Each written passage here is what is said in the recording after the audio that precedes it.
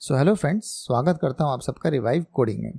और आज की वीडियो हम देखेंगे कि नेक्स्ट.जेएस में अगर अपने को किसी तरह का एरर आए और वो एरर ऐसा हो जिसकी रिकवरी पॉसिबल है। फॉर एग्जांपल, अगर आप किसी नेटवर्क से डेटा फैच कर रहे हो, है ना, डेटा फैच कर रहे हो, तो उस केस में क्या हो सकता है, कई बार किसी नेटवर्क इशू के चलते आपका डेटा फैच नहीं हो रहा, राइट। बट अगर हम उसको रीट्राई करें तो हम जानते हैं कि यार उसका डेटा अगली बार या उसके अगली बार फैच हो सकता है, राइट। तो इस तरीके के एरर्स को रिकवर हम किसी एक सिंपल से रिट्राई नाम के बटन के साथ कर सकते हैं, ठीक है। तो ऐसा ही सेम सिनेरियो हम इम्प्लीमेंट करने की कोशिश कर रहे थे अपने कोड में पिछली बार, राइट। और अगर आप यहाँ ध्यान दोगे तो हमने यहाँ क्या किया, हमने एक एरर बाउंड्री बनाया था, ठीक है।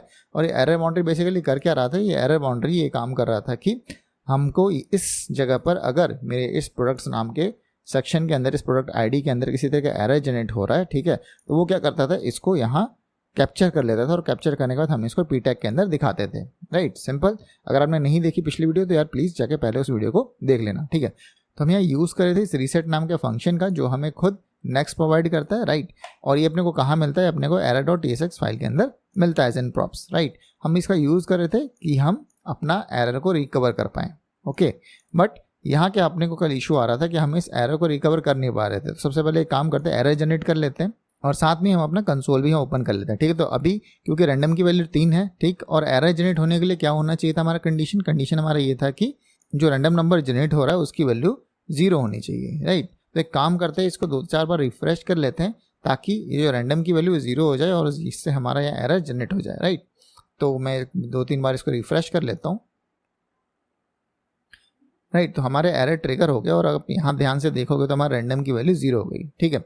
अब अगर मैं इस ट्राई अगेन वाले बटन को हिट कर रहा था तो हमारा ये एरर रिकवर नहीं हो पा रहा था, राइट। अब ये रिकवर क्यों नहीं हो पा रहा था, सबसे पहले इसको समझते हैं, ठीक है।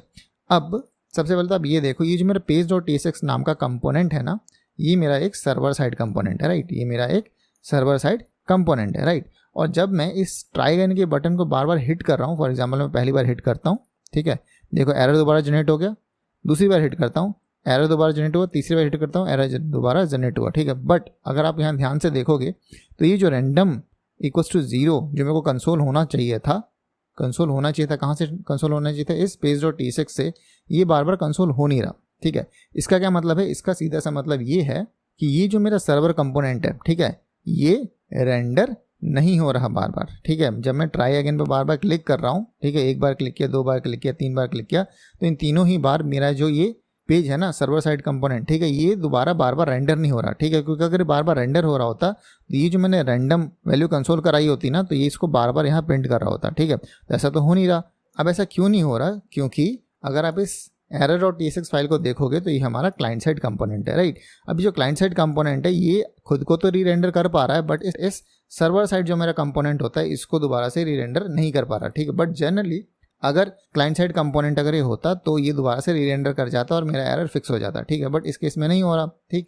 अब इस केस में मेरे को अगर इसको फिक्स करना है तो मेरे को क्या करना पड़ेगा, तो मुझे 2 चीज़ों का यूज़ करना पड़ेगा, ठीक है। एक तो होगा मेरा यूज़ राउटर, ठीक है, और दूसरा होगा मेरा स्टार्ट ट्रांजिशन, ठीक है। अब मैं क्या करूँगा, ये यूज़ राउटर मेरे को कौन देगा, next/navigation से मैं इसको निकालूंगा और स्टार्ट ट्रांजिशन को मैं निकालूंगा रिएक्ट से, ठीक है। अब इन दोनों की मदद से बेसिकली मैं क्या करूँगा, इस तरह का फंक्शन बनाऊंगा, ठीक है। और यहाँ जहाँ हमने बटन के क्लिक पे रीसेट नाम का फंक्शन पास किया था ना, ठीक है, वहाँ हम इस रिलोड नाम के फंक्शन को पास कर देंगे, ठीक है। और इसके बाद मैं आपको एक्सप्लेन करता हूँ। सबसे पहले तो ये देख लेते हैं कि ये काम करता है कि नहीं, राइट। अब इंस्टेड ऑफ ये जो हमारा रीसेट नाम का फंक्शन है, ये तो हमारा डायरेक्टली काम नहीं कर रहा, ठीक है। तो हम यहाँ एक रीट्राई नाम का फंक्शन बना लेते हैं, ठीक है। तो अब हमें क्या करना है यार, इस रीट्राई फंक्शन के अंदर हमें इस स्टार्ट ट्रांजिशन का यूज़ करना है, ठीक है। तो हम यहाँ लिखेंगे स्टार्ट ट्रांजिशन और इसके अंदर अपने को एक कॉल बैक फंक्शन पास करना पड़ेगा, ठीक है। अब इस फंक्शन के अंदर हम क्या करेंगे, इस फंक्शन के अंदर हम यूज़ करेंगे यूज़ राउटर का, ठीक है। अब यूज़ राउटर को अपन डायरेक्टली तो यूज़ कर नहीं सकते, ठीक है। तो इसके लिए मेरे को क्या करना पड़ेगा, इसका एक इंस्टेंस बनाना पड़ेगा। तो मान लो मैं इस राउटर नाम का वेरिएबल बनाता हूँ और यहाँ जो भी मेरे को यूज़ राउटर प्रोवाइड कर रहा है मैं इसको यहाँ सेव करा लेता हूँ, ठीक है। और अगर आप यहाँ देखोगे, अगर मैं यहाँ लिखूँ राउटर डॉट, ठीक, तो आप यहाँ देखोगे हमारे पास एक मेथड है रिफ्रेश नाम का, ठीक है। तो इस रिफ्रेश नाम के मेथड का हम यहाँ यूज़ करेंगे, ठीक। अब ये रिफ्रेश नाम का बेसिकली मेथड करेगा क्या, ठीक है, ये जाके मेरे इस सर्वर साइड वाले कंपोनेंट को इंस्ट्रक्शन देगा। क्या इंस्ट्रक्शन देगा कि यार देख भाई अब तेरे को रिफ्रेश होना पड़ेगा, ठीक है। अब ये मैं तेरे को बोल रहा हूँ कि तेरे को हार्ड रिलोड मैं कर रहा हूँ और तेरे को ये रिफ्रेश होना पड़ेगा, ठीक। तो आप बोलोगे कि यार हमने ये राउटर डॉट रिफ्रेश से ये चीज़ तो अचीव कर ली थी, राइट, कि हम इस सर्वर साइड कंपोनेंट को दोबारा से री-रेंडर कराएंगे, राइट। बिल्कुल सही बात है कि हमने इससे ये अचीव कर लिया था, ठीक है। तो इसका यूज़ क्या है यार, इसका यूज़ ये है कि अगर मैं इस रीसेट का यूज़ करूँगा तो ये क्या करेगा, ये जो मेरा एरर बाउंड्री है ना, ठीक है, मतलब ये जो मेरा क्लाइंट साइड कंपोनेंट है इसको भी दोबारा से रिफ्रेश करेगा, ठीक है। मतलब अगर मैं इस रीसेट का यूज़ ना करूँ तो उस केस में क्या होगा, उस केस में ये मेरे इस वाले कंपोनेंट को तो रिफेच कर लेगा, ठीक है, मतलब रिफेच कर लेगा, बट इस केस में ये जो मेरा एरर बाउंड्री वाला कंपोनेंट हो ना, ये मेरा रिफेच नहीं होगा। तो चलो एक बार काम करते हैं, सबसे पहले इसको इम्प्लीमेंट कर लेते हैं। अब मैं इस रीट्राई को यहाँ से हटा के इस रीसेट की जगह पे डाल देता हूँ, ठीक है, सिंपल। और तो मैंने कुछ किया नहीं, तो हमने क्या किया, यहाँ स्टार्ट ट्रांजिशन लिया और स्टार्ट ट्रांजिशन को हमने यहाँ लिया और स्टार्ट ट्रांजिशन के अंदर ऐसे कॉल बैक फंक्शन पास किया, यहाँ हमने राउटर डॉट रिफ्रेश लिया और यहाँ रीसेट कर दिया, ठीक है। तो चलो अब हमने यूआई पे चल के एक बार देखते हैं, ठीक। और हम एक बार क्या करेंगे, अब इस रीट्राई नाम के बटन को दोबारा से हिट करेंगे, ठीक। तो एक बार हिट करते हैं। अब आप देखो ये मेरा कंपोनेंट रीफेच हो गया दोबारा से, ठीक है। और आप यहाँ देखो अब मेरा सर्वर साइड कंपोनेंट दोबारा से रीफेच हुआ, राइट। तो यहाँ रैंडम इक्वल्स टू 4 आ गया। एक बार और एरर जनरेट कर लेते हैं, तो मैं इसको 2-3 बार हिट करता हूँ ताकि एक बार दोबारा से मेरा एरर आ जाए। तो देखो यार हमारे पास ये दोबारा एरर आ गया, राइट। बट अब मैं आपको एक और चीज़ दिखाई देना चाहता हूँ जो मैंने आपको यहाँ कही थी, ठीक है। और वो मैंने क्या कहा था कि यार अगर मैं यहाँ से इस रीसेट को हटा दूँ, ठीक है, तो उस केस में क्या होगा, मैं इसको सेव कर लेता हूँ इसको हटाने के बाद, ठीक है। अपने दोबारा से यूआई पे आते हैं और अब मैं अगर यहाँ आपको इस ट्राई अगेन बटन को हिट करके दिखाऊँ, ठीक है, तो क्या होने वाला है आप देखो। हमने ट्राई अगेन हिट किया, ठीक है, मेरा सर्वर कंपोनेंट चला, ठीक है। बट अब क्या होगा, अब ये जो एरर वाला ब्लॉक है ये हटा नहीं, ठीक है। क्यों नहीं हटा, हमने यहाँ से रीसेट को कमेंट कर दिया था। रीसेट के कमेंट होने की वजह से क्या हो गया, ये जो मेरा एरर वाला कंपोनेंट है ये रिफ्रेश नहीं हुआ, राइट। तो इस एरर बाउंड्री को रिफ्रेश करने के लिए अपने को इस रीसेट फंक्शन का यूज़ करना पड़ेगा, राइट। तो अब मैं अगर इसको दोबारा से हिट करूं तो आप देखो सबसे पहले मेरा वो कंपोनेंट रिफ्रेश हुआ, क्लाइंट कंपोनेंट, और उसके बाद क्योंकि यहाँ रैंडम इक्वल्स टू 3 है तो मेरे पास ये डेटा आ गया, ठीक है, सिंपल। तो इस तरीके से बेसिकली हम एरर हैंडलिंग करते हैं, ठीक है। तो एरर हैंडलिंग हम सिंपल तरीके से भी कर सकते हैं। अगर ये मेरा कंपोनेंट page.tsx क्या है, मेरा क्लाइंट साइड है, तो मैं सिंपली इस रिट्राई फंक्शन का यूज़ कर सकता हूँ, सॉरी इस रीसेट फंक्शन का यूज़ कर सकता हूँ।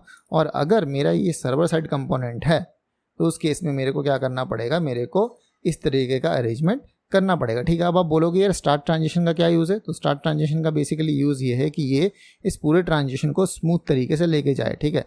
तो इसी पॉइंट पे मैं और एक चीज़ बता देना चाहता हूँ, ठीक है। फॉर एग्जांपल अगर आप यहाँ देखोगे तो मैंने error.tsx फाइल कहाँ रखी है, मैंने इस प्रोडक्ट आईडी नाम के पेज के अंदर रखी है, ठीक है।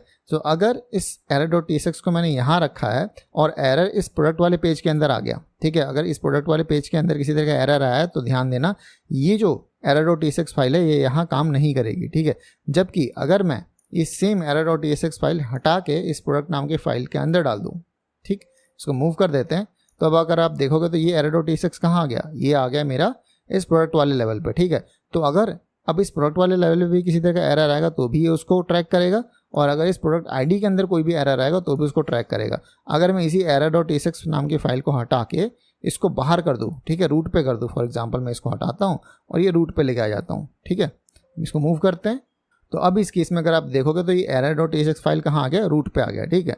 तो अब ये error.tsx फाइल इस पूरे के पूरे फाइल स्ट्रक्चर में अगर कहीं भी किसी तरह का एरर होगा, ठीक है, तो उस सबको ये क्या करेगा, ट्रैक करेगा, ठीक। तो बेसिकली कहने का मतलब ये है कि अगर आपका एरर कहीं जनरेट हुआ है, ठीक है, और एरर अगर कहीं भी आपने डिफाइन किया, फॉर एग्जांपल हमने error.tsx फाइल इस लेवल पे डिफाइन की है, ठीक है, और इसके इस लेवल के अंदर बेसिकली अगर कितने भी नेस्टेड फोल्डर्स हैं, ठीक है, फॉर एग्जांपल एक फोल्डर है, फिर इसके अंदर ये दूसरा फोल्डर है, इसके अंदर तीसरा फोल्डर है, फिर चौथा फोल्डर है, फिर पांचवा फोल्डर है, ठीक है, तो ये सभी को कवर कर लेगा, राइट। तो अगर इस पूरे बाउंड्री के अंदर कहीं भी एरर आएगी तो ये error.tsx फाइल को पता चल जाएगा, ठीक है। बट अगर मैंने error.tsx फाइल को यहाँ ना डिफाइन करके इस लेवल पर डिफाइन किया है, ठीक है, यहाँ मैंने डिफाइन किया है, तो इससे पिछले वाले मतलब इससे जो पेरेंट होंगे, ठीक है, तो इनके पेरेंट्स का इससे एरर नहीं पता चलेगा, राइट। मगर इसके चाइल्ड जितने भी कंपोनेंट्स होंगे तो उन सबका एरर ये error.tsx फाइल ट्रैक कर लेगा, ठीक है। तो error.tsx फाइल मेरा इस तरीके से काम करता है। तो आई होप यार आपके काफ़ी सारे डाउट्स यहाँ क्लियर हुए होंगे, राइट। और अभी भी आपके पास अगर कुछ डाउट्स है तो प्लीज़ जाके मेरे को कमेंट सेक्शन में बता दो, ठीक है। और यार जो वीडियो है वीडियो को जल्दी से लाइक कर दो, ठीक। और अगर आपने चैनल को अभी तक सब्सक्राइब नहीं किया तो प्लीज़ जाके जल्दी से सब्सक्राइब कर दो, ठीक है। तो यार अभी के लिए इतना ही, मिलते हैं अपनी नेक्स्ट वीडियो में, तब तक के लिए have a nice day and good bye.